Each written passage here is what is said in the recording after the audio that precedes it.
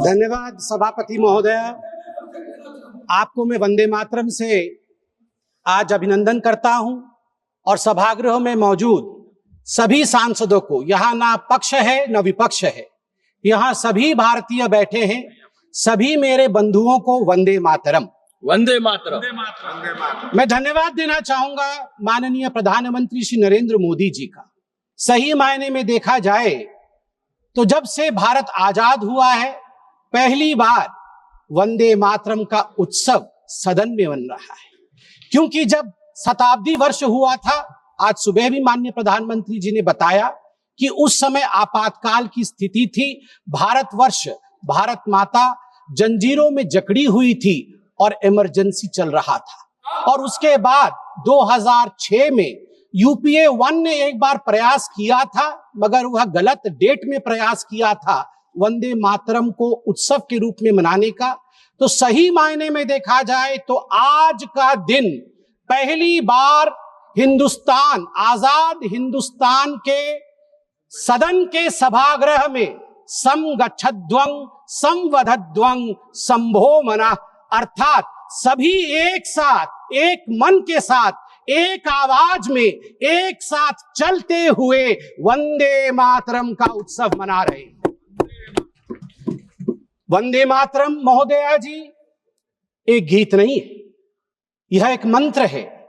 कई बार दो शब्द होते हैं जो पर्यायवाची लगते हैं मगर पर्यायवाची नहीं होते हैं, उनका अर्थ अलग होता है। जैसे कि देश और राष्ट्र, देश और राष्ट्र में भिन्नता है, पार्थक्यता है। जो देश है वही राष्ट्र नहीं है। देश की सीमाएं होती है, देश में मंत्री होते हैं, देश में विभाग होता है, देश में नदियां होती है, देश में समुद्र होता है, देश का एक वित्त होता है, देश की अर्थनीति होती है, देश की रक्षा नीति होती है, मगर राष्ट्र, राष्ट्र आत्मा होता है। राष्ट्र की सीमाएं नहीं होती, राष्ट्र विचार में रहता है, राष्ट्र का स्पंदन होता है। उदाहरण के लिए यदि देश कहा जाए तो गंगा मात्र एक नदी है, एक नदी जिसका एक उद्गम स्थल है और जहां जाके वो समाहित सागर में हो जाती है, गंगा सागर में। उसमें कितना पानी है, उसमें बायोडाइवर्सिटी क्या है, यह सब चर्चा की जा सकती है देश के अंतर्गत। मगर जैसे ही हम कहते हैं भारतवर्ष एक राष्ट्र है, तत्क्षणात उसी समय गंगा नदी नहीं रहती, गंगा मां का रूप धारण कर लेती है, वो गंगा मैया हो जाती है।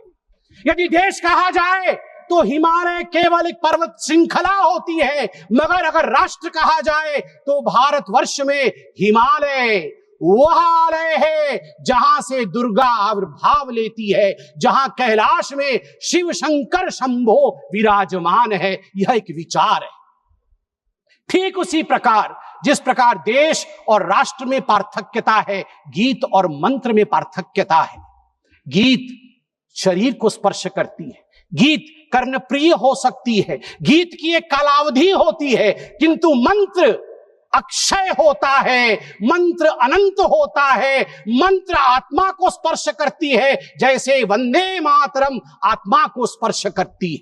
और अभी बांसुरी जी ने भी बताया और सभी ने बताया, 7 नवंबर 1875 को जब वंदे मातरम लिखा गया, वह तिथि थी अक्षय नवमी की, जिसको आंवला नवमी भी कहते हैं।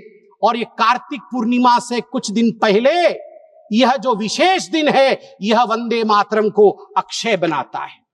मैं आनंद मठ जिस पुस्तक में, जिस उपन्यास में वंदे मातरम निहित है, उसे पढ़ा हूं। मैं उसका वह एक पन्ना पढ़ना चाहता हूं मूल स्वरूप में, जहां वंदे मातरम लिखा गया है। मैं बंगाली में ही पढ़ूंगा इसे मूल स्वरूप में। महेंद्र बोलिल, ए तो देश, ए तो मा नई। भवानंद बोलिल, आमरा अन्य मा मानी ना, जननी जन्मभूमिश्च स्वर्गादपि गरीयसे। आमरा बोली जन्मभूमि जननी, आमादेर मा नई, बाप नई, भाई नई, बंधु नई, स्त्री नई, पुत्र नई, घर नई, बाड़ी नई, आमादेर आछे केवल सेई सुजलां सुफलां मलयज शीतलां शस्य श्यामला। তখন বুঝিয়া মহেন্দ্র বলিল তবে আবার গাओ, आबार गाओ। महेंद्र ने समझ लिया और उन्हें कहा अच्छा भवानंद फिर से एक बार गा के मुझे सुनाओ। भवानंद आबार गाइल सुजलां सुफलां मलयज शीतलां शस्य श्यामलां मातरं Vande Mataram. This is the way it was sung for the first time in Desh Rag in आनंद मठ। आनंद मठ में ये इस पंक्ति में कहते हैं भवानंद कि हमारी पत्नी नहीं है, हमारा पुत्र नहीं है, कोई हमारी माता नहीं है, कोई हमारा पिता नहीं है, मेरा घर नहीं है, मेरा कोई संसार नहीं है, मेरी एक ही जननी है, वह है वंदे मातरम सुजलां सुफलां। भारत माँ ही तो मेरी माँ है। और मुझे दुख के साथ कहना पड़ रहा है आज हम उस पर चर्चा कर रहे हैं, उस पर आज हम चिंता कर रहे हैं। मैं आज जो तुष्टीकरण की राजनीति के विषय में बात हुई, यहां कुछ संसद के सदस्यों ने विषय को रखा और उसे तोड़ने मरोड़ने की भी कोशिश की गई। कहा गया कि सुभाष चंद्र बोस जी ने चिट्ठी लिखा था जवाहरलाल नेहरू जी को, जिसके आधार पर नेहरू जी ने स्पष्टीकरण दिया था। मैं कहना चाहूंगा कि सुभाष चंद्र बोस जी ने चिट्ठी नेहरू जी को इसलिए लिखा था क्योंकि CWC कांग्रेस वर्किंग कमेटी की जो मीटिंग कलकत्ता में अक्टूबर 1937 में होने वाली थी 26 तारीख को, उससे पहले 9 अक्टूबर को उसका एजेंडा आया था। एजेंडे में लिखा हुआ था कि CWC इस बार तय करेगी कि वंदे मातरम का क्या करना है, रखना है या विसर्जित कर देना है। सुभाष चंद्र बोस तड़प उठे थे। तड़पते हुए उन्होंने क्या लिखा था मैं पढ़ना चाहूंगा। मैं ये किताब पढ़ रहा हूं, Vande Mataram the biography of a song, सभ्यसाची भट्टाचार्य। और इस किताब में लिखा है while writing to you, Subhash Chandra Bose लिख रहे हैं, while writing to you I also plan to write to Jawaharlal ji. ये टैगोर जी को लिख रहे हैं। Discussions are ongoing in the Congress circles on the subject of Vande Mataram. On 26th October 1937, Congress Working Committee at their meeting in Calcutta will address the issue. Perhaps the committee will decide to discard the song. I do not know your opinion in this matter, and that is why I write to you. In Bengal and among Hindu outside of Bengal, great excitement has been caused, and I write to you to know what you feel. ये सुभाष जी ने लिखा। अब मैं यहां पे उद्धृत करूंगा पंडित नेहरू ने क्या क्या कहा है वंदे मातरम के लिए। यह सब कुछ इस किताब में है, ऑन रिकॉर्ड मैं पढ़ रहा हूं। Nehru had only recently read the novel Anand Math only 6 days before the working committee meeting. केवल 6 दिन पहले उन्होंने आनंद मठ आनंद फानन में पढ़ लिया।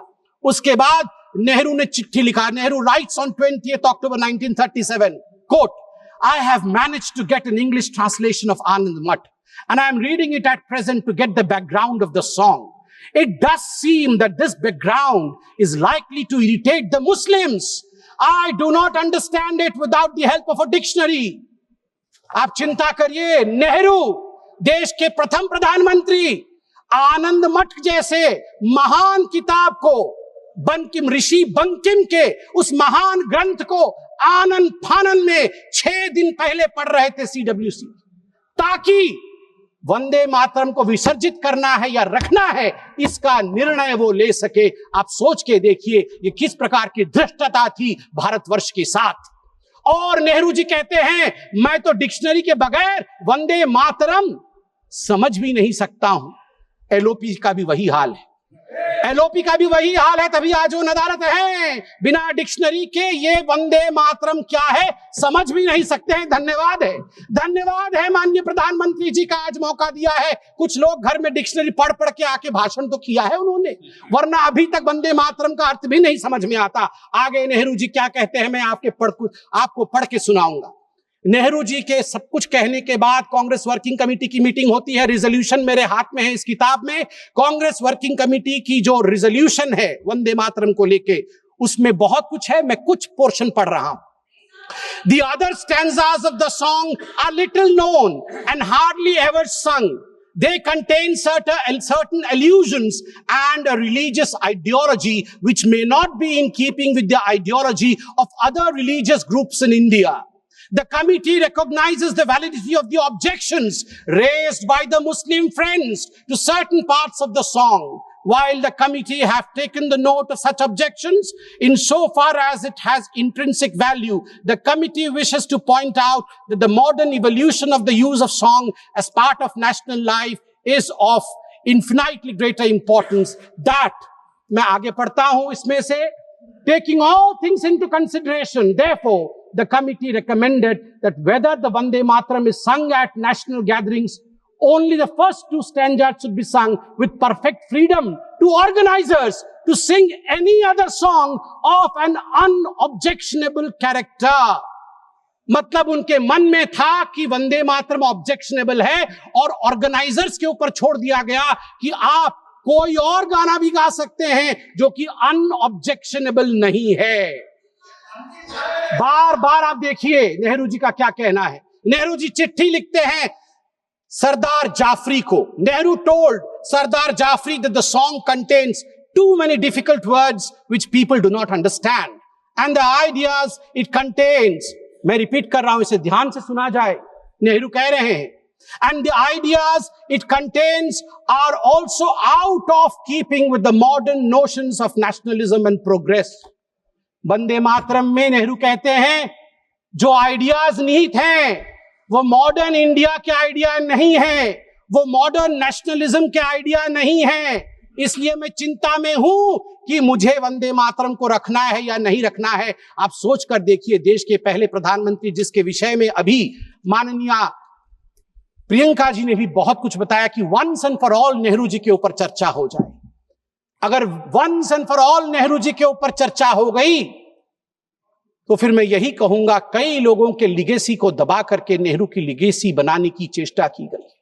सरदार पटेल की लिगेसी को दबाया गया है, यहां तक दबाया गया कि जब सरदार पटेल की अंतिम संस्कार का समय आया तब नेहरू जी ने मना कर दिया था अपने कैबिनेट के कोलीग को कि कोई भी सरदार पटेल के अंत्येष्टि में ना जाए। इससे खराब और क्या हो सकता है, इससे खराब और क्या हो सकता है। केवल सरदार पटेल नहीं, बंगाल सुने आज और ओडिशा भी सुने, क्योंकि सुभाष चंद्र बोस ओडिशा के भी बेटे हैं और बंगाल के भी बेटे हैं। सुभाष चंद्र बोस के लेगेसी को कांग्रेस पार्टी और नेहरू ने दबाया और आज प्रियंका जी ने कहा कि अहंकार हो गया है इन नेताओं में, अहंकार हो गया है जो इतने बड़े बड़े लोगों के लिए ऐसे शब्दों का प्रयोग करते हैं। मैं कहना चाहूंगा आदरणीय प्रियंका जी से, प्रियंका जी, अहंकार किसके पास था, किस सरकार में था? एनसीईआरटी के 2012 के हिस्ट्री की किताब में देखिए, वो जो कार्टून है,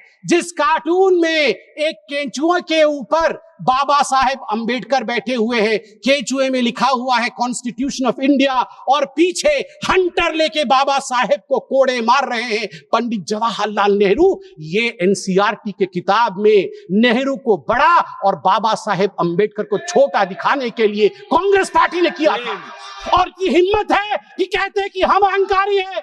बाबा साहेब अंबेडकर को जो कोड़े मारने के कार्टून को एनसीईआरटी की किताब में छाप सकता है, मैं उनसे पूछता हूं कि आप अहंकारी हैं या हम अहंकारी हैं। तीसरा विषय यहां पर मैं रखना चाहूंगा कि आज in a cartoon also you cannot insult Baba Saheb Ambedkar. I'm sorry that you feel that you can insult Baba Saheb Ambedkar. In a cartoon also you cannot. आज मैं कोट करना चाहूंगा श्री अरविंदो को, श्री अरविंदो जी को कोट करना चाहूंगा। महर्षि अरविंद कहते हैं, जब उनसे उनके शिष्य ने पूछा कि कांग्रेस पार्टी ने कई पैराग्राफ हटा दिए, केवल 2 स्टैंजा ही रखा है, दुर्गा नाम था उसमें, सरस्वती जी का वर्णन था इसलिए हटा दिया गया, तो अरविंदो जी 1939 में झन्ना जाते हैं और अपने शिष्य को कहते हैं, मैं कोट कर रहा हूं, अंग्रेजी में ही कहा था, अंग्रेजी में बोलता हूं। Sir Aurobindo commented, but it is not a religious song, it is a national song and the Durga spoken of is India as the mother. Why should not the Muslims accept it? In the Indian concept of nationality, the Hindu view would naturally be there. If it cannot find a place there, the Hindus may as well be asked to give up their culture in future. उन्होंने कहा कि क्यों जो दुर्गा लिखा गया है वंदे मातरम में, उसमें अगर हिंदू व्यू भी है तो इतना कॉम्प्रोमाइज करके घबराने की क्या बात है? स्वाभाविक है, ये भारतवर्ष है, इस भारतवर्ष में हिंदू व्यू आएगा ही, सनातन का व्यू आएगा ही। क्यों नहीं आए? क्यों नहीं आए? अनादि काल से जो गंगा अविरल बह रही है, जो विचारधारा अविरल बह रही है, उस विचारधारा को हम एपोलोजेटिक होके, हम शर्मिंदा होके खंडित क्यों करें? महात्मा गांधी क्या कहते हैं वो भी सुन लेते हैं। महात्मा गांधी कहते हैं, no matter what its source was and how and when it was composed, it has become a most powerful battle cry among the Hindus and Muslims of Bengal during the partition days. It was anti-imperialistic cry. As a lad, when I knew nothing of Ananda Matha or even Bankim, its immortal author, Vande Mataram, had gripped me, and when I first heard it, sung it, it had enthralled me. I associated the purest national spirit with it. It never occurred to me that it was a Hindu song or meant only for the Hindus. Unfortunately, now we have fallen on evil days. Madam, ab 2 minute lunga. Unfortunately, now we have fallen on evil days.